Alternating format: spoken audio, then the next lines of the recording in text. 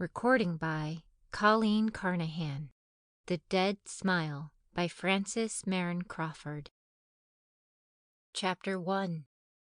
Sir Hugh Ockram smiled as he sat by the open window of his study in the late August afternoon, and just then a curiously yellow cloud obscured the low sun, and the clear summer light turned lurid, as if it had been suddenly poisoned and polluted by the foul vapors of a plague.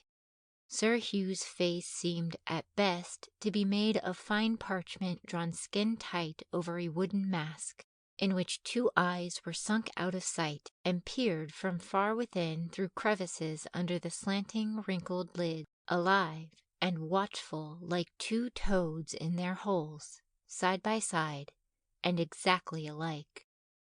But as the light changed, then a little yellow glare flashed in each. Nurse MacDonald said once that when Sir Hugh smiled, he saw the faces of two women in hell, two dead women he had betrayed. Nurse MacDonald was 100 years old, and the smile widened, stretching the pale lips across the discolored teeth in an expression of profound self-satisfaction, blended with the most unforgiving hatred and contempt for the human doll. The hideous disease of which he was dying had touched his brain. His son stood beside him, tall, white, and delicate as an angel in a primitive picture, and though there was deep distress in his violet eyes as he looked at his father's face, he felt the shadow of that sickening smile stealing across his own lips, and parting them and drawing them against his will, and it was like a bad dream, for he tried not to smile, and smiled the more. Beside him, strangely like him in her wan, angelic beauty, with the same shadowy golden hair, the same sad violet eyes, the same luminously pale face, Evelyn Warburton rested one hand upon his arm, and as she looked into her uncle's eyes and could not turn her own away, she knew that the deathly smile was hovering on her own red lips, drawing them tightly across her little teeth, while two bright tears ran down her cheeks to her mouth and dropped from the upper to the lower lip while she smiled, and the smile was like the shadow of death and the seal of damnation upon her pure young face. "Of course," said Sir Hugh very slowly and still looking out at the trees. "If you have made up your mind to be married, I cannot hinder you, and I don't suppose you attach the smallest importance to my consent." "Father!" exclaimed Gabriel reproachfully. "No, I do not deceive myself," continued the old man, smiling terribly. "You will marry when I am dead, though there is a very good reason why you had better not. Why you had better not," he repeated very emphatically, and he slowly turned his toad eyes upon the lovers. "What reason?" asked Evelyn in a frightened voice. "Never mind the reason, my dear. You will marry just as if it did not exist." There was a long pause. "Two gone," he said, his voice lowering strangely, "and two more will be 4. Altogether, forever and ever. Burning, burning, burning bright." At the last words his head sank slowly back, and the little glare of the toad eyes disappeared under the swollen lids, and the lurid cloud passed from the westering sun, so that the earth was green again, and the light pure. Sir Hugh had fallen asleep, as he often did in his last illness, even while speaking. Gabriel Ockram drew Evelyn away, and from the study they went out into the dim hall, softly closing the door behind them, and each audibly drew breath as though some sudden danger had been passed. They laid their hands each in the other's, and their strangely like eyes met in a long look. in which love and perfect understanding were darkened by the secret terror of an unknown thing. Their pale faces reflected each other's fears. "It is his secret," said Evelyn at last. "He will never tell us what it is." "If he dies with it," answered Gabriel, "let it be on his own head." "On his head," echoed the dim hall. It was a strange echo, and some were frightened by it, for they said that if it were a real echo, it should repeat everything and not give back a phrase here and there, now speaking, now silent. But Nurse MacDonald said that the great hall would never echo a prayer when an Ockram was to die, though it would give back curses 10 for 1. "On his head," it repeated quite softly, and Evelyn started and looked round. "It is only the echo," said Gabriel, leading her away. They went out into the late afternoon light and sat upon a stone seat behind the chapel, which was built across the end of the east wing. It was very still. Not a breath stirred, and there was no sound near them.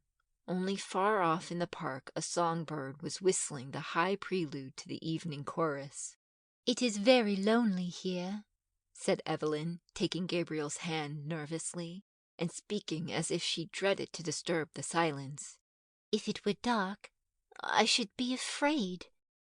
"Of what? Of me?" Gabriel's sad eyes turned to her. "Oh, no, how could I be afraid of you? But of the old Ockrams. They say they are just under our feet here in the north vault, outside the chapel, all in their shrouds, with no coffins, as they used to bury them." "As they always will, as they will bury my father and me. They say an Ockram will not lie in a coffin." "But it cannot be true. These are fairy tales, ghost stories." Evelyn nestled nearer to her companion, grasping his hand more tightly, and the sun began to go down. "Of course.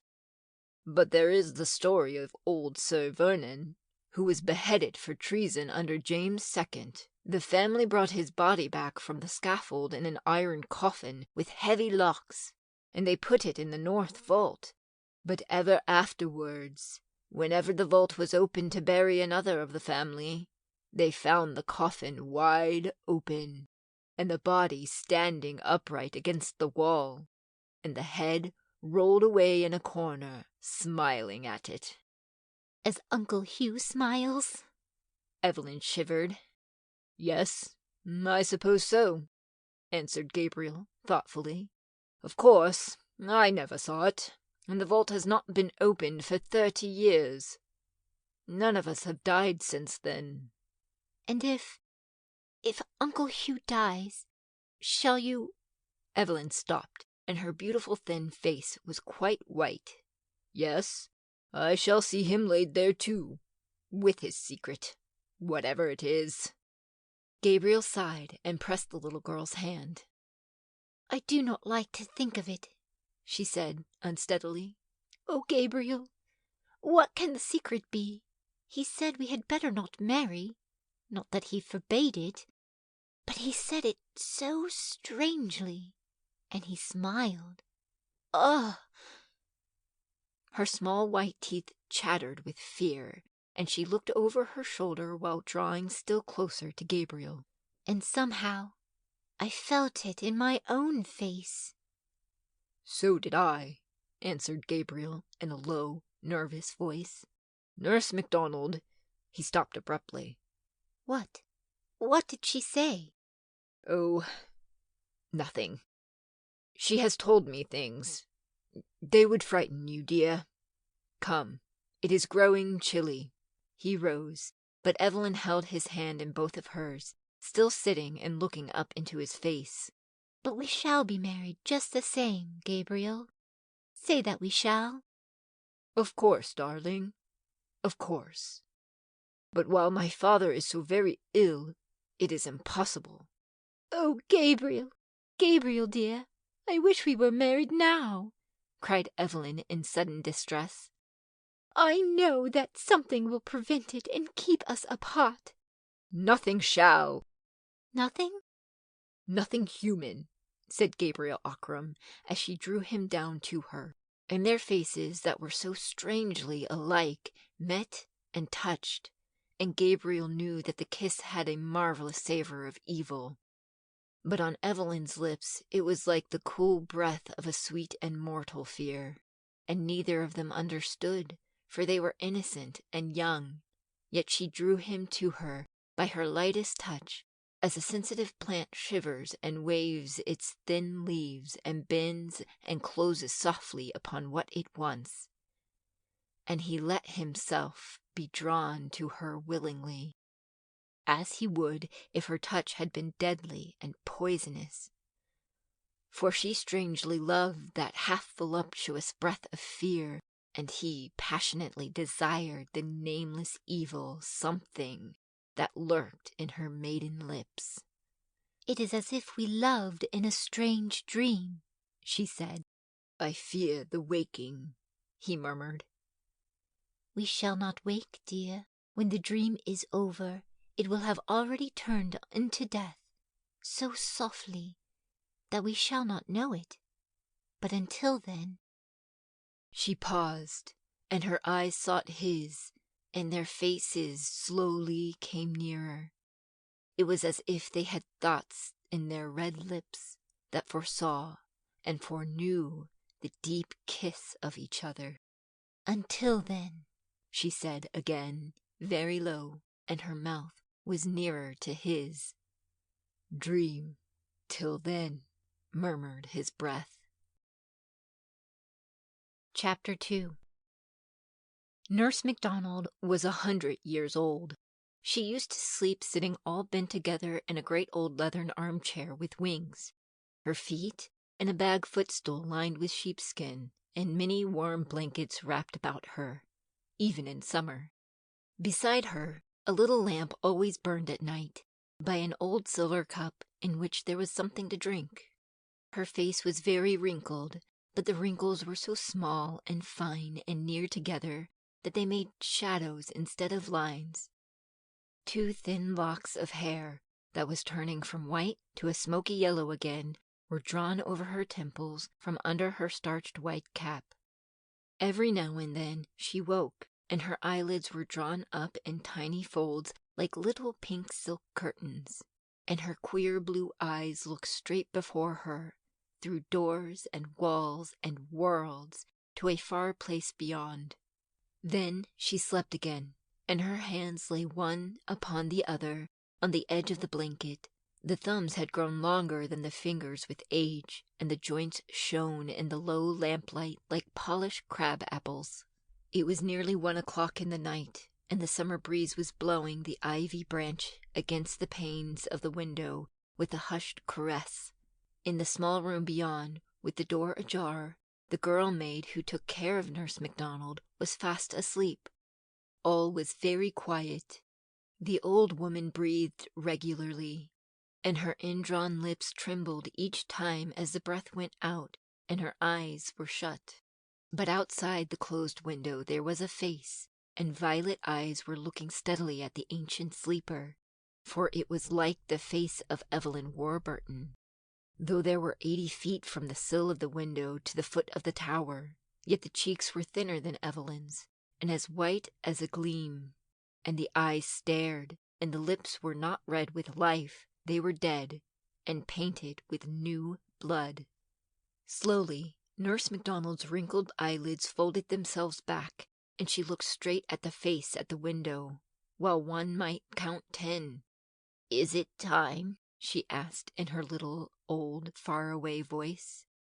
While she looked, the face at the window changed, for the eyes opened wider and wider till the white glared all round the bright violet, and the bloody lips opened over gleaming teeth, and stretched and widened and stretched again, and the shadowy golden hair rose and streamed against the window in the night breeze.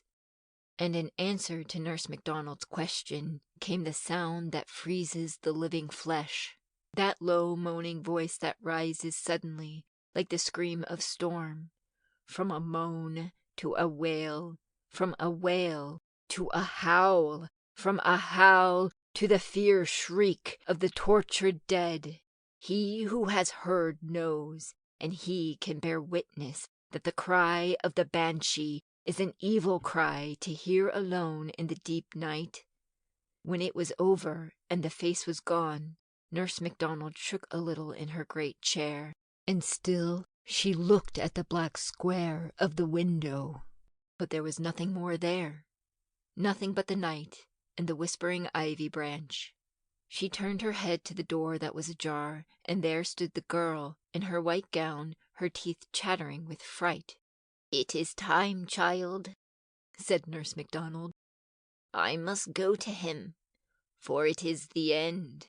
She rose slowly, leaning her withered hands upon the arms of the chair, and the girl brought her a woolen gown and a great mantle and her crutch stick and made her ready. But very often the girl looked at the window and was unjointed with fear, and often Nurse MacDonald shook her head and said words which the maid could not understand.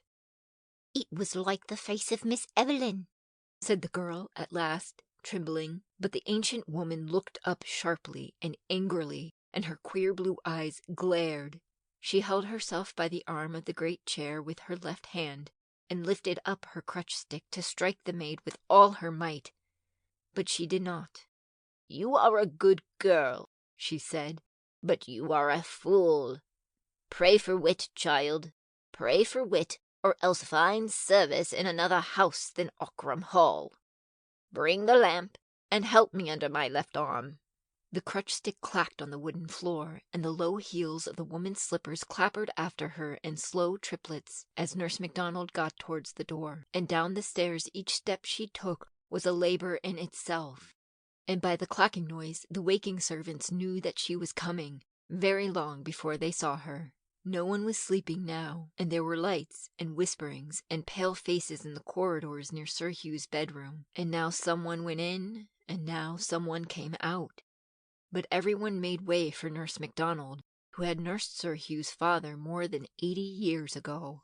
The light was soft and clear in the room. There stood Gabriel Aughrim by his father's bedside, and there knelt Evelyn Warburton, her hair lying like a golden shadow down her shoulders, and her hands clasped nervously together. And opposite Gabriel, a nurse was trying to make Sir Hugh drink. But he would not, and though his lips were parted, his teeth were set. He was very, very thin and yellow now, and his eyes caught the light sideways, and were as yellow coals. "Do not torment him," said Nurse MacDonald to the woman who held the cup. "Let me speak to him, for his hour is come." "Let her speak to him," said Gabriel in a dull voice. So the ancient woman leaned to the pillow and laid the feather weight of her withered hand, that was like a brown moth, upon Sir Hugh's yellow fingers, and she spoke to him earnestly, while only Gabriel and Evelyn were left in the room to hear. "Hugh Aughrim," she said, "this is the end of your life, and as I saw you born, and saw your father born before you, I am come to see you die. Hugh Aughrim, will you tell me the truth?" The dying man recognized the little far-away voice he had known all his life, and he very slowly turned his yellow face to Nurse MacDonald. But he said nothing. Then she spoke again. "Hugh Aughrim, you will never see the daylight again. Will you tell the truth?" His toad-like eyes were not yet dull. They fastened themselves on her face. "What do you want of me?" he asked, and each word struck hollow upon the last. "I have no secrets.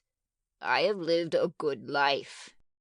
Nurse MacDonald laughed, a tiny, cracked laugh that made her old head bob and tremble a little, as if her neck were on a steel spring. But Sir Hugh's eyes grew red, and his pale lips began to twist. "Let me die in peace," he said slowly. But Nurse MacDonald shook her head, and her brown moth-like hand left his and fluttered to his forehead. By the mother that bore you and died of grief for the sins you did, tell me the truth." Sir Hugh's lips tightened on his discolored teeth. "Not on earth," he answered slowly. "By the wife who bore your son and died heartbroken. Tell me the truth."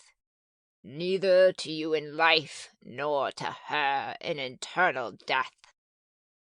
His lips writhed, as if the words were coals between them, and a great drop of sweat rolled across the parchment of his forehead.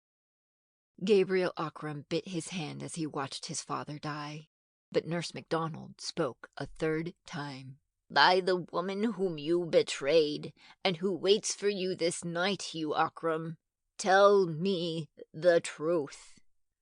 "It is too late. Let me die in peace." The writhing lips began to smile across the set yellow teeth, and the toad eyes glowed like evil jewels in his head. "There is time," said the ancient woman. "Tell me the name of Evelyn Warburton's father. Then I will let you die in peace." Evelyn started back, kneeling as she was, and stared at Nurse MacDonald, and then at her uncle. "The name of Evelyn's father?" he repeated slowly, while the awful smile spread upon his dying face. The light was growing strangely dim in the great room. As Evelyn looked, Nurse MacDonald's crooked shadow on the wall grew gigantic. Sir Hugh's breath came thick, rattling in his throat as death crept in like a snake and choked it back. Evelyn prayed aloud, high and clear. Then something rapped at the window, and she felt her hair rise upon her head in a cool breeze as she looked around in spite of herself. And when she saw her own white face looking in at the window, and her own eyes staring at her through the glass, wide and fearful, and her own hair streaming against the pane, and her own lips dashed with blood, she rose slowly from the floor and stood rigid for one moment, till she screamed once and fell straight back into Gabriel's arms. But the shriek that answered hers was the fear shriek of the tormented corpse, out of which the soul cannot pass for shame of deadly sin, though the devils fight in it with corruption, each for their due share. Sir Hugh Ockram sat upright in his deathbed and saw, and cried aloud, "Evelyn!" His harsh voice broke and rattled in his chest as he sank down, but still Nurse MacDonald tortured him, for there was a little life left in him still. "You have seen the mother as she waits for you, Hugh Ockram. Who was this girl Evelyn's father? What was his name?" For the last time the dreadful smile came upon the twisted lips, very slowly, very surely now, and the toad eyes glared red, and the parchment face glowed a little in the flickering light. For the last time words came. "They know it in hell." Then the glowing eyes went out quickly, the yellow face turned waxen pale, and a great shiver ran through the thin body as Hugh Ockram died. But in death he still smiled, for he knew his secret and kept it still on the other side, and he would take it with him to lie with him forever in the north vault of the chapel where the Ockrams lie uncoffined in their shrouds, all but one.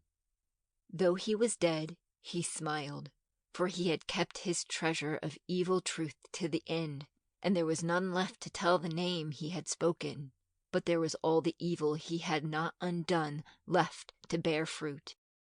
As they watched, Nurse MacDonald and Gabriel, who held Evelyn still unconscious in his arms while he looked at the father, they felt the dead smile crawling along their own lips, the ancient crone and the youth with the angel's face. Then they shivered a little, and both looked at Evelyn as she lay with her head on his shoulder, and, though she was very beautiful, the same sickening smile was twisting her young mouth too, and it was like the foreshadowing of a great evil which they could not understand. But by and by they carried Evelyn out, and she opened her eyes, and the smile was gone. From far away in the great house the sound of weeping and crooning came up the stairs and echoed along the dismal corridors, for the women had begun to mourn the dead master after the Irish fashion, and the hall had echoes of its own all that night, like the far-off wail of the banshee among forest trees. When the time was come, they took Sir Hugh in his winding sheet on a trestle bear and bore him to the chapel, and through the iron door, and down the long descent to the north vault, with tapers, to lay him by his father. And 2 men went in first to prepare the place, and came back staggering like drunken men and white, leaving their lights behind them. But Gabriel Ockram was not afraid, for he knew, and he went in alone and saw the body of Sir Vernon Ockram was leaning upright against the stone wall, and that its head lay on the ground near by, with the face turned up, and the dried leathern lips smiled horribly at the dried-up corpse, while the iron coffin, lined with black velvet, stood open on the floor. Then Gabriel took the thing in his hands, for it was very light, being quite dried by the air of the vault. And those who peeped in from the door saw him laid in the coffin again, and it rustled a little, like a bundle of reeds, and sounded hollow as it touched the sides and the bottom. He also placed the head upon the shoulders and shut down the lid, which fell to with a rusty spring that snapped. After that, they laid Sir Hugh beside his father, with the trestle bear on which they had brought him, and they went back to the chapel. But when they saw one another's faces, master and men, they were all smiling with the dead smile of the corpse they had left in the vault, so that they could not bear to look at one another until it had faded away. Chapter 3. Gabriel Ockram became Sir Gabriel, inheriting the baronetcy with half-ruined fortune left by his father, and still Evelyn Warburton lived at Ockram Hall, in the south room, that had been hers ever since she could remember anything. She could not go away, for there were no relatives to whom she could have gone, and, besides, there seemed to be no reason why she should not stay. The world would never trouble itself to care what the Ockrams did on their Irish estates, and it was long since the Ockrams had asked anything of the world. So Sir Gabriel took his father's place at the dark old table in the dining-room, and Evelyn sat opposite to him until such time as their mourning should be over, and they might be married at last. And meanwhile their lives went on as before. Since Sir Hugh had been a hopeless invalid during the last year of his life, and they had seen him but once a day for a little while, spending most of their time together in a strangely perfect companionship. But though the late summer saddened into autumn, and autumn darkened into winter, and storm followed storm, and rain poured on rain through the short days and the long nights, yet Ockram Hall seemed less gloomy since Sir Hugh had been laid in the north vault beside his father. And at Christmastide Evelyn decked the great hall with holly and green boughs, and huge fires blazed on every hearth. Then the tenants were all bidden to a New Year's dinner, and they ate and drank well, while Sir Gabriel sat at the head of the table. Evelyn came in when the port wine was brought, and the most respected of the tenants made a speech to propose her health. It was long, he said, since there had been a Lady Ockram. Sir Gabriel shaded his eyes with his hand and looked down at the table, but a faint colour came into Evelyn's transparent cheeks. But, said the grey-haired farmer, it was longer still since there had been a Lady Ockram so fair as the next was to be, and he gave the health of Evelyn Warburton. Then the tenants all stood up and shouted for her, and Sir Gabriel stood up likewise beside Evelyn. And when the men gave the last and loudest cheer of all, there was a voice not theirs above them all, higher, fiercer, louder, a scream not earthly, shrieking for the bride of Ockram Hall. And the holly and the green boughs over the great chimney-piece shook and slowly waved as if a cool breeze were blowing over them. but the men turned very pale, and many of them set down their glasses, but others let them fall upon the floor for fear, and looking into one another's faces, they were all smiling strangely, a dead smile, like dead Sir Hugh's. One cried out words in Irish, and the fear of death was suddenly upon them all, so that they fled in panic, falling over one another like wild beasts in the burning forest, when the thick smoke runs along before the flame, and the tables were overset, and drinking glasses and bottles were broken in heaps, and the dark red wine crawled like blood upon the polished floor. Sir Gabriel and Evelyn stood alone at the head of the table before the wreck of the feast, not daring to turn to see each other, for each knew that the other smiled. But his right arm held her, and his left hand clasped her right, as they stared before them, and but for the shadow of her hair, one might not have told their two faces apart. They listened long, but the cry came not again, and the dead smile faded from their lips, while each remembered that Sir Hugh Ockram lay in the north vault, smiling in his winding sheet in the dark, because he had died with his secret. So ended the tenants' New Year's dinner. But from that time on, Sir Gabriel grew more and more silent, and his face grew even paler and thinner than before. Often, without warning and without words, he would rise from his seat as if something moved him against his will, and he would go out into the rain or the sunshine to the north side of the chapel, and sit on the stone bench staring at the ground as if he could see through it, and through the vault below, and through the white winding sheet in the dark to the dead smile that would not die. Always when he went out in that way, Evelyn came out presently and sat beside him. Once, too, as in summer, their beautiful faces came suddenly near, and their lids drooped, and their red lips were almost joined together.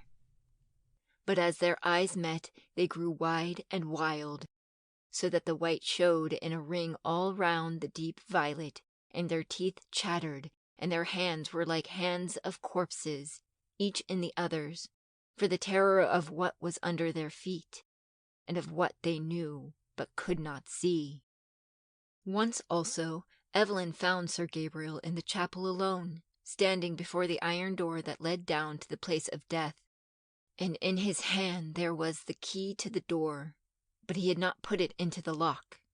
Evelyn drew him away, shivering, for she had also been driven in waking dreams to see that terrible thing again, and to find out whether it had changed since it had lain there. "I'm going mad," said Sir Gabriel, covering his eyes with his hands as he went with her. "I see it in my sleep. I see it when I am awake. It draws me to it, day and night, and unless I see it, I shall die." "I know," answered Evelyn. "I know. It is as if threads were spun from it, like a spider's drawing us down to it." She was silent for a moment, and then she started violently and grasped his arm with a man's strength, and almost screamed the words she spoke. "But we must not go there," she cried. "We must not go." Sir Gabriel's eyes were half shut, and he was not moved by the agony of her face. "I shall die unless I see it again," he said, in a quiet voice not like his own. And all that day and that evening he scarcely spoke, thinking of it, always thinking, while Evelyn Warburton quivered from head to foot with a terror she had never known. She went alone on a grey winter's morning to Nurse MacDonald's room in the tower, and sat down beside the great leathern easy-chair, laying her thin white hand upon the withered fingers. "Nurse," she said, "what was it that Uncle Hugh should have told you that night before he died? It must have been an awful secret, and yet, though you asked him, I feel somehow that you know it, and that you know why he used to smile so dreadfully." The old woman's head moved slowly from side to side. "I only guess. I shall never know," she answered slowly in her cracked little voice. "But what do you guess? Who am I? Why did you ask who my father was? You know I am Colonel Warburton's daughter, and my mother was Lady Ockram's sister, so that Gabriel and I are cousins. My father was killed in Afghanistan. What secret can there be?" "I do not know. I can only guess." "Guess what?" asked Evelyn imploringly, and pressing the soft withered hands as she leaned forward. But Nurse MacDonald's wrinkled lids dropped suddenly over her queer blue eyes, and her lips shook a little with her breath, as if she were asleep. Evelyn waited. By the fire, the Irish maid was knitting fast, and the needles clicked like 3 or 4 clocks ticking against each other, and the real clock on the wall solemnly ticked alone, checking off the seconds of the woman who was 100 years old and had not many days left. Outside, the ivory branch beat the window in the wintry blast, as it had beaten against the glass 100 years ago. Then, as Evelyn sat there, she felt again the waking of a horrible desire, the sickening wish to go down, down to the thing in the north vault, and to open the winding sheet and see whether it had changed. And she held Nurse MacDonald's hand as if to keep herself in place and fight against the appalling attraction of the evil dead. But the old cat that kept Nurse MacDonald's feet warm, laying always on the bag footstool, got up and stretched itself and looked up into Evelyn's eyes, while its back arched and its tail thickened and bristled, and its ugly pink lips drew back in a devilish grin, showing its sharp teeth. Evelyn stared at it, half fascinated by its ugliness. Then the creature suddenly put out one paw with all its claws spread and spat at the girl. All at once, the grinning cat was like the smiling corpse far down below, so that Evelyn shivered down to her small feet and covered her face with her free hand, lest Nurse MacDonald should wake and see the dead smile there, for she could feel it. The old woman had already opened her eyes again, and she touched her cat with the end of her crutch stick, whereupon its back went down, and its tail shrunk, and it sidled back to its place on the bag footstool. But its yellow eyes looked up sideways at Evelyn, between the slits of its lids. "What is it that you guess, nurse?" asked the young girl again. "A bad thing, a wicked thing, but I dare not tell you lest it might not be true, and the very thought should blast your life. For if I guess right, he meant that you should not know, and that you two should marry, and pay for his old sin with your souls." "He used to tell us that we ought not marry." "Yes, he told you that, perhaps, but it was as if a man put poisoned meat before a starving beast, and said, 'Do not eat,' but never raised his hand to take the meat away. And if he told you that you should not marry, it was because he hoped you would. For of all men, living or dead, Hugh Ockram was the falsest man that ever told a cowardly lie, and the cruelest that ever hurt a weak woman, and the worst that ever loved a sin." "But Gabriel and I love each other," said Evelyn very sadly. Nurse MacDonald's old eyes looked far away at sights seen long ago, and that rose in the grey winter air amid the mists of an ancient youth. "If you love, you can die together," she said very slowly. "Why should you live if it is true? I am 100 years old. What has life given me? The beginning is fire. The end is a heap of ashes. and between the end and the beginning lies all the pain of the world. Let me sleep, since I cannot die." The old woman's eyes closed again, and her head sank a little lower upon her breast. So Evelyn went away and left her asleep, with the cat asleep on the bag footstool, and the young girl tried to forget Nurse MacDonald's words, but she could not, for she heard them over and over again in the wind, and behind her on the stairs, and as she grew sick with fear of the frightful unknown evil to which her soul was bound, she felt a bodily something pressing her and pushing her and forcing her on, and from the other side she felt the threads that drew her mysteriously, and when she shut her eyes she saw the chapel behind the altar, the low iron door through which she must pass to go to the thing. And as she lay awake at night, she drew the sheet over her face, lest she should see shadows on the walls beckoning to her, and the sound of her own warm breath made whisperings in her ears, while she held the mattress with her hands to keep from getting up and going to the chapel.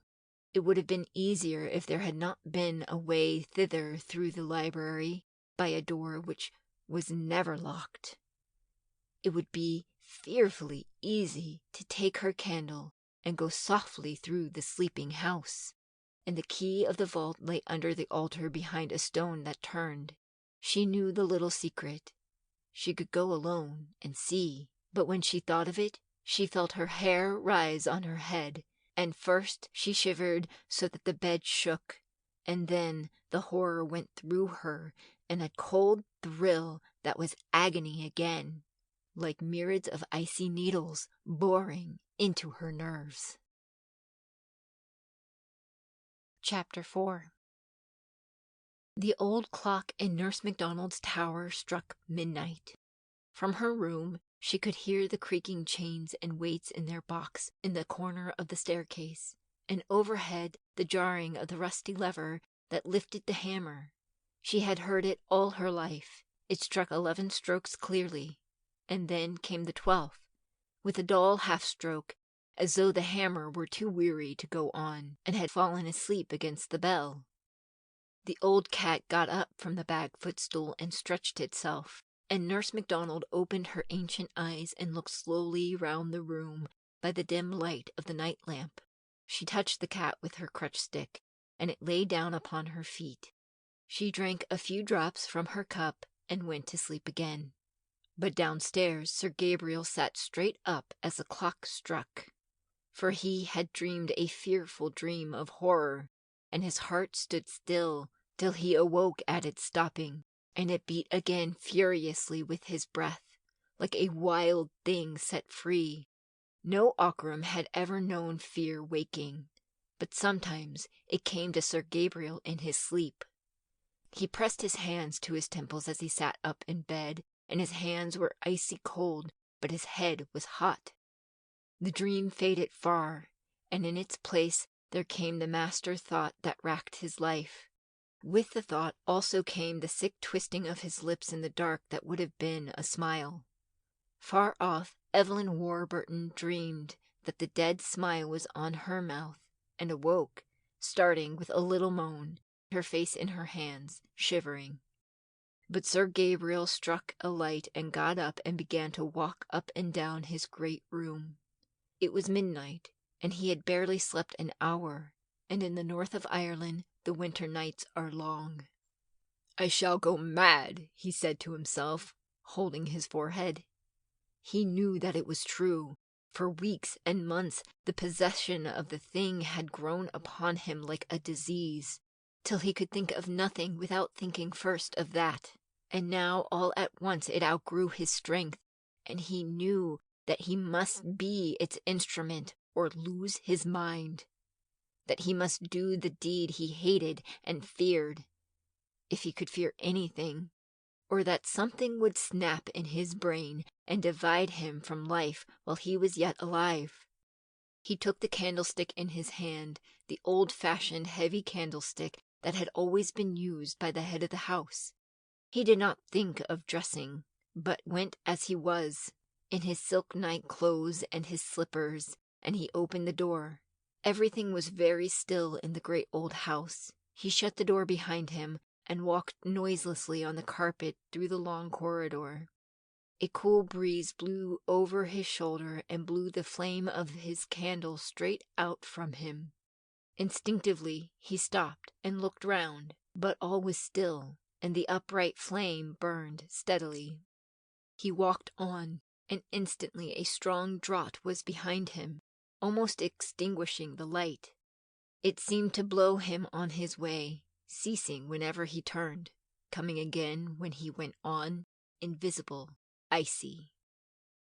Down the great staircase to the echoing hall he went, seeing nothing but the flaring flame of the candle standing away from him over the guttering wax, while the cold wind blew over his shoulder and through his hair. On he passed through the open door into the library, dark with old books and carved bookcases. On through the door in the shelves, with painted shelves on it, and the imitated backs of books, so that one needed to know where to find it. And it shut itself after him with a soft click.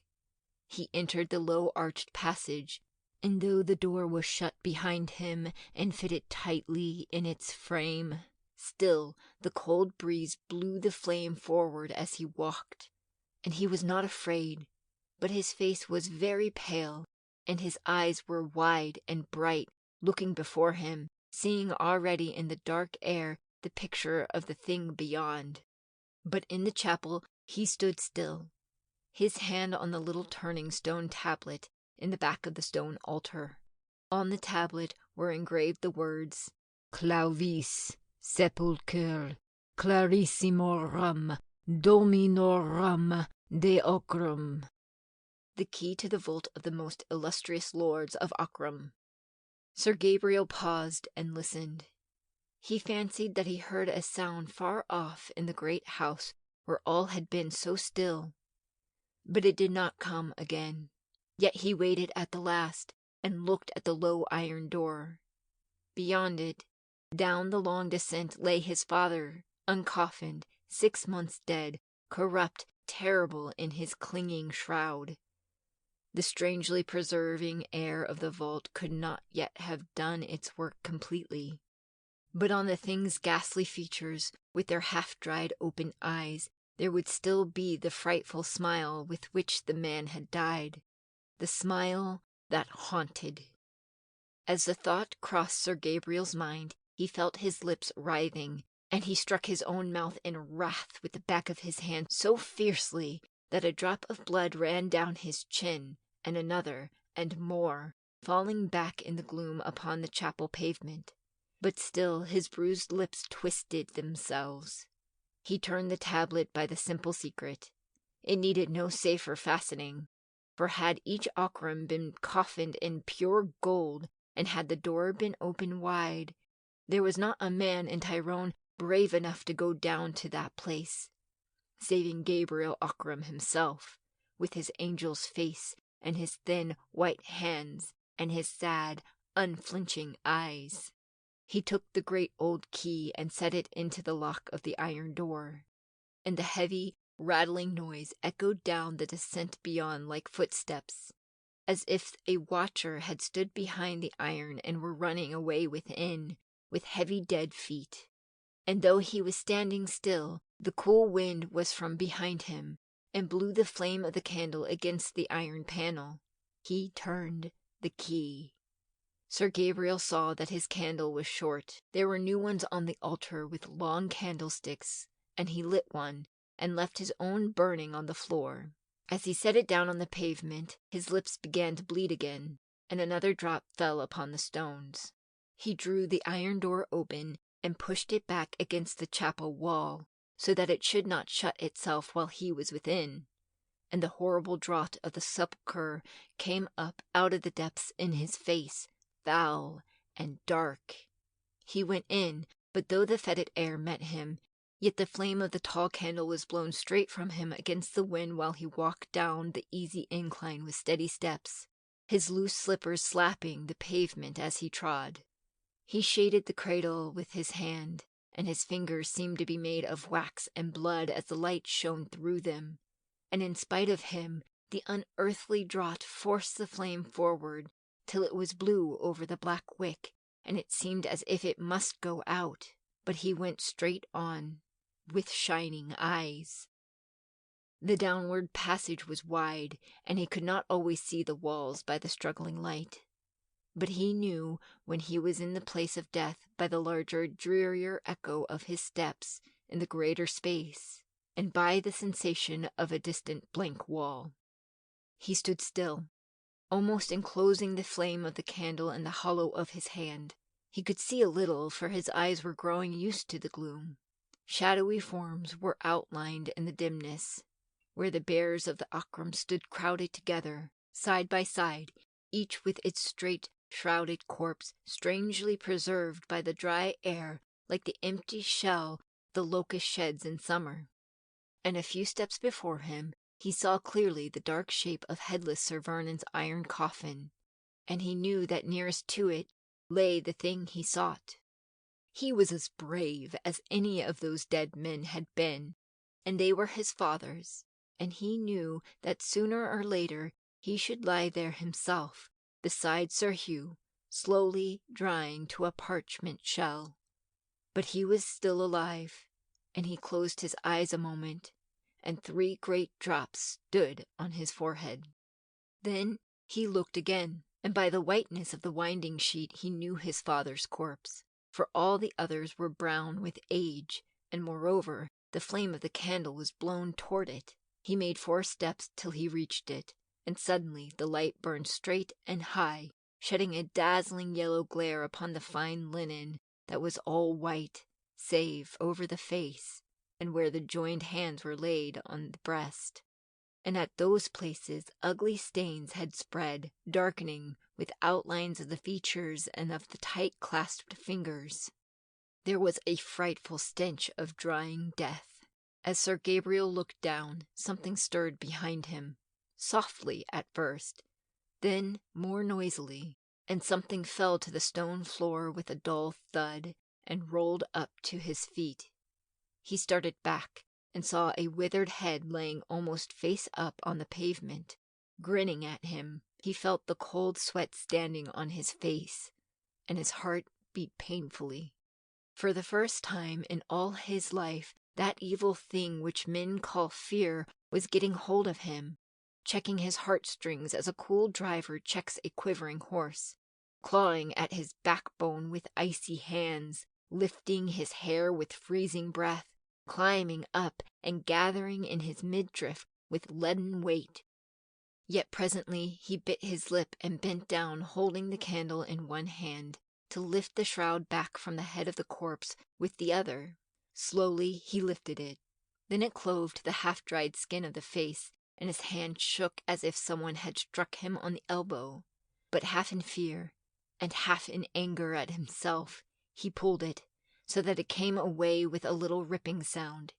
He caught his breath as he held it, not yet throwing it back, and not yet looking. The horror was working in him, and he felt that old Vernon Ockram was standing up in his iron coffin, headless, yet watching him with the stump of his severed neck. While he held his breath, he felt the dead smile twisting his lips. In sudden wrath at his own misery, he tossed the death-stained linen backward and looked at last. He ground his teeth lest he should shriek aloud. There it was, the thing that haunted him, that haunted Evelyn Warburton, that was like a blight on all that came near him. The dead face was blotched with dark stains, and the thin grey hair was matted about the discolored forehead. The sunken lids were half open, and the candlelight gleamed on something foul where the toad eyes had lived. But yet the dead thing smiled, as it had smiled in life. The ghastly lips were parted and drawn wide and tight upon the wolfish teeth, cursing still, and still defying hell to do its worst, defying, cursing, and always and forever smiling alone in the dark. Sir Gabriel opened the winding sheet where the hands were, and the black and withered fingers were closed upon something stained and mottled. Shivering from head to foot, but fighting like a man in agony for his life, he tried to take the package from the dead man's hold. But as he pulled at it, the claw-like fingers seemed to close more tightly, and when he pulled harder, the shrunken hands and arms rose from the corpse with a horrible look of life following his motion. Then, as he wrenched the sealed packet loose at last, the hands fell back into their place, still folded. He set down the candle on the edge of the bier to break the seals from the stout paper, and kneeling on one knee to get a better light, he read what was within, written long ago in Sir Hugh's queer hand. He was no longer afraid. He read how Sir Hugh had written it all down, that it might perchance be a witness of evil and of his hatred, how he had loved Evelyn Warburton, his wife's sister, and how his wife had died of a broken heart with his curse upon her, and how Warburton and he had fought side by side in Afghanistan. And Warburton had fallen, but Ockram had brought his comrade's wife back a full year later, and little Evelyn, her child, had been born in Ockram Hall. And next, how he had wearied of the mother, and she had died like her sister with his curse on her. And then how Evelyn had been brought up as his niece, and how he had trusted that his son Gabriel and his daughter, innocent and unknowing, might love and marry, and the souls of the women he had betrayed might suffer another anguish before eternity was out. And, last of all, he hoped that some day, when nothing could be undone, the two might find his writing and live on, not daring to tell the truth for their children's sake and the world's word, man and wife. This he read kneeling beside the corpse in the north vault, by the light of the altar candle. And when he had read it all, he thanked God aloud that he had found the secret in time. But when he rose to his feet and looked down at the dead face, it was changed, and the smile was gone from it forever. And the jaw had fallen a little, and the tired, dead lips were relaxed. And then there was a breath behind him, and close to him, not cold, like that which had blown the flame of the candle as he came, but warm and human. He turned suddenly. There she stood, all in white, with her shadowy golden hair, for she had risen from her bed and had followed him noiselessly, and had found him reading, and had herself read over his shoulder. He started violently when he saw her, for his nerves were unstrung, and then he cried out her name in the still place of death. "Evelyn!" "My brother," she answered softly and tenderly, putting out both hands to meet his. End of The Dead Smile. Recording by Colleen Carnahan.